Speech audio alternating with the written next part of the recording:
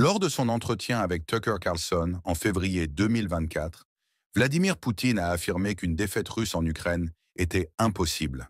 Il a également écarté l'idée d'envahir la Pologne ou la Lettonie, déclarant que la Russie n'avait aucun intérêt dans ces pays. Poutine a critiqué l'Occident pour son soutien à l'Ukraine et a exprimé sa volonté de négocier tout en soulignant que la Russie se défendait contre des provocations occidentales. Cette interview, la première accordée à un journaliste occidental depuis le début du conflit, a été largement diffusée et commentée, suscitant des réactions variées. Je vous prie de donner la parole au journaliste. Monsieur le Président, je vois nos collègues américains, si vous n'êtes pas contre. NBC, je vous donne la parole. Monsieur le Président, deux questions, si vous le me permettrez. La première question.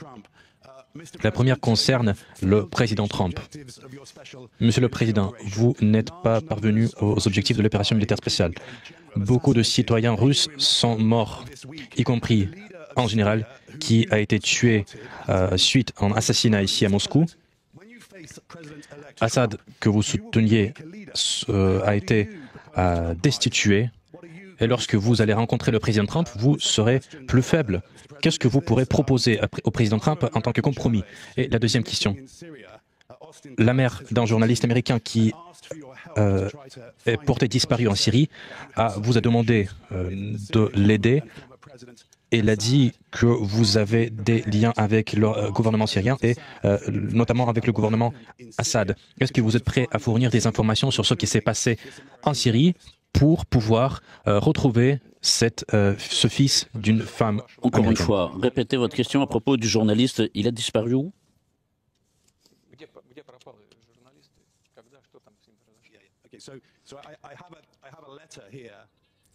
Alors, j'ai une lettre vous adressée. Elle a été écrite cette semaine par une femme américaine. Un journaliste américain, il a disparu en Syrie, il s'appelle Austin Pice, et dans cette lettre, elle demande votre assistance pour le retrouver.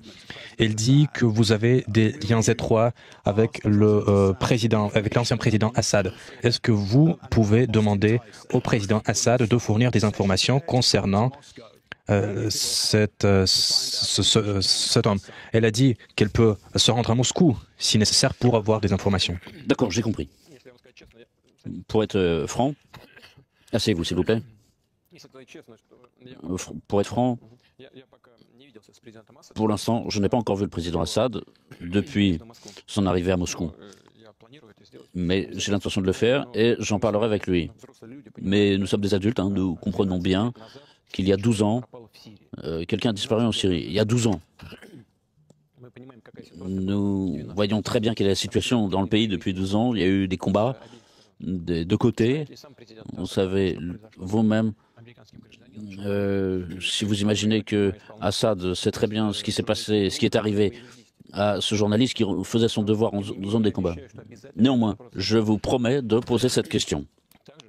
De même que je peux poser la question de savoir, on peut poser cette question aux personnes qui contrôlent le terrain en Syrie. Vous vous demandez ce qu'on peut proposer. Moi, ce que je peux proposer, et le régime de Kiev a commis à plusieurs reprises des attentats de cette façon contre des citoyens de la Fédération de Russie. Et à Koursk, aujourd'hui, ils fusillent des civils, et dans la région de Koursk et aussi dans d'autres territoires. Ils tuent des journalistes. Ils ont tué des journalistes qui sont vos collègues. Ce sont des attentats contre des collègues. Nous n'avons jamais entendu, je ne parle pas de vous personnellement, mais d'une manière générale, nous n'avons entendu aucune condamnation de la part des Occidentaux à l'égard de ces meurtres. Et je vous remercie d'avoir évoqué cette histoire. Il y a beaucoup de journalistes qui veulent poser leurs questions. Oui, je vous demande pardon, mais je voudrais m'adresser à notre collègue russe. Vous m'écoutez? Oui. Si vous avez d'autres questions, posez-les.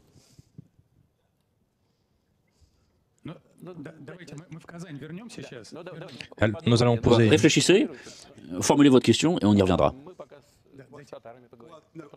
Pour l'instant, on va parler avec les autorités américaines. Et alors, ma question est la suivante. Est-ce que vous êtes prêt à parvenir à des compromis. Vous avez dit que l'Ukraine doit faire des compromis. Mais est-ce que vous êtes prêt à faire des compromis? Est-ce que vous êtes prêt à proposer quelque chose lors de négociations? Oui, j'ai compris. Pardon d'avoir oublié cette partie. C'est une partie importante de votre question. Vous voyez, il y a l'art du compromis. Nous avons toujours dit que nous étions prêts à des discussions, à des compromis. Il y a une partie active, dans le sens propre du terme, à refuser de continuer à négocier. Alors que nous, on a toujours été prêts. Le résultat du compromis, de ces négociations, est justement toujours un compromis. On s'est mis d'accord sur le fond à Istanbul en 2022. Et je le répète pour la énième fois, c'est l'Ukraine, la partie ukrainienne, qui a signé ce document. Dans l'ensemble, elle était d'accord, elle avait accepté.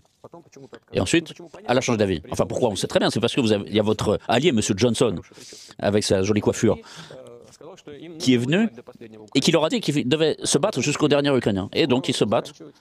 Bientôt, il n'y aura plus d'Ukrainiens qui luttent. Et je crois qu'il n'y aura même plus personne qui voudra se battre. Mais nous, on était d'accord. Mais il faut que l'autre partie soit d'accord et à négocier et à un compromis. Merci. Et la question? On a parlé avec les Américains, maintenant on va parler avec les Tatars. Merci. La question, les BRICS, après le sommet à Kazan, attend de nouveaux sommets et à Moscou, il n'y avait jamais eu rien de tel. Xi Jinping et d'autres dirigeants de pays ne sont jamais rencontrés à Moscou.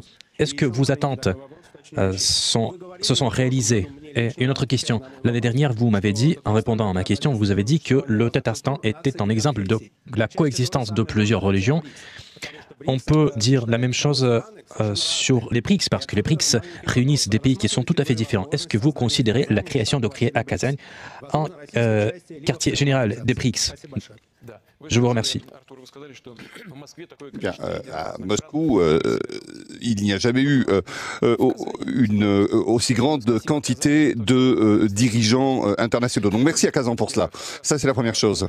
Ensuite, pour ce qui est de l'instrument qui a été créé dans l'intérêt de toutes les organisations, eh bien, bien entendu, nous allons utiliser toutes les possibilités de la capitale du Tatarstan qui ont été créées pour cela depuis 10 ans.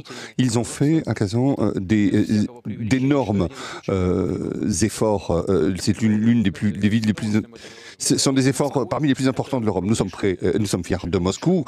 C'est la meilleure mégapole du monde. Mais il faut reconnaître que Kazan s'est développé avec une rapidité exceptionnelle. J'en ai déjà parlé. Donc les gens vivent, les gens vivaient sur cette terre et nous devons respecter les Tatars, leur culture. Les tchak-tchak sont délicieux. Mais Kazan se développe à une vitesse remarquable. Il y a un métro. Cela a été fait, donc il y a une nouvelle direction. La passation de pouvoir s'est bien passée. Mais Kazan, c'est une pépinière de talent. Les gens, il y a un accord, il y a un accord interreligieux, il y a des gens qui... une concorde. Mais il y a une autre chose. Vous avez dit que les BRICS se développent comme instrument d'opposition à l'Occident. Ce n'est pas le cas. Ce n'est pas le cas. Les BRICS ne sont pas un instrument d'opposition. Nous ne travaillons contre personne. Nous travaillons en faveur de nos intérêts, des intérêts des membres de cette organisation. Nous ne sommes pas dans une logique de confrontation. Nous développons, l'organisation se développe rapidement.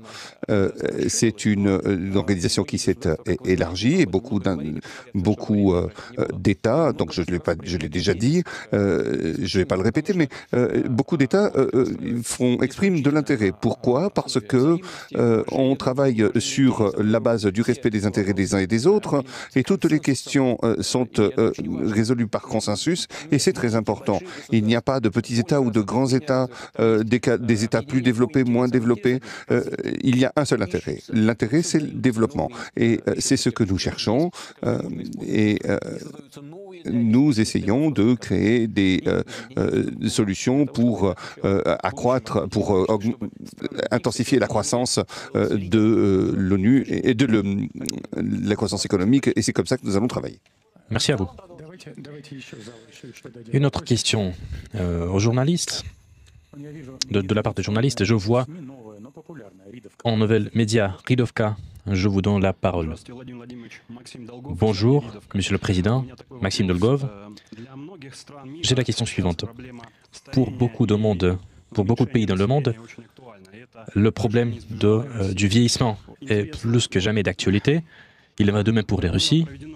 Nous avons pris beaucoup de mesures visant à augmenter le taux de natalité et vous venez de signer un accord visant à créer un conseil démographique, un conseil de la politique de la famille.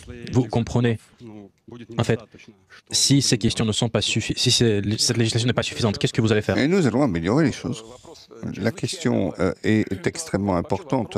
C'est une question clé pour la Russie, mais pas seulement pour la Russie, et vous l'avez dit à juste titre, la question de la démocratie est importante pour beaucoup de pays du monde.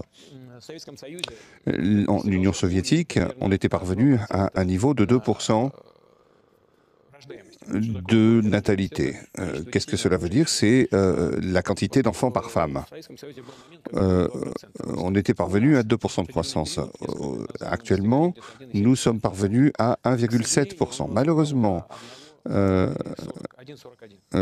y a eu une chute vers 1,41%. Est-ce que c'est beaucoup? Est-ce que c'est peu? Bien sûr que c'est beaucoup trop. Et dans certaines régions, il y a certaines régions, par exemple, prenons les régions du monde comme la Finlande ou la Norvège, la situation est encore pire. En Espagne, c'est encore pire que ça. Au Japon, c'est encore moins. En Corée du Sud, c'est horrible. Mais pour garantir la production, eh bien, nous devons arriver à 2,1% pour permettre le renouvellement des populations. Et pour garantir le renouvellement de génération, il faut parvenir à 2,03% idéalement.